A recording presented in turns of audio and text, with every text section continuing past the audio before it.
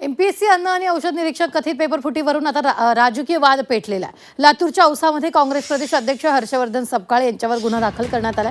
सपकाळांनी social मीडियावर केलेल्या एका पोस्टनंतर औसाचे आमदार अभिमन्यू पवार यांनी थेट पोलिसात धाव घेतली आहे। पेपरफुटी प्रकरणाशी आपला कोणताही संबंध नसताना आपल्यावर संशय निर्माण होईल अशा पद्धतीनं पोस्ट करून बदनामी केल्याचा आरोप पवार यांनी तक्रारीत केला।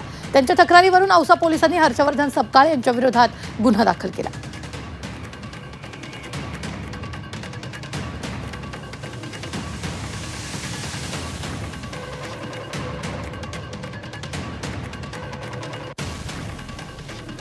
तर आपण पाहतो एमपीएससी पेपर फुटीवरून राजकीय वाद सुरू आहे। औसा पोलिसात सपकाळांविरोधात गुन्हा दाखल करण्यात आलेला आहे।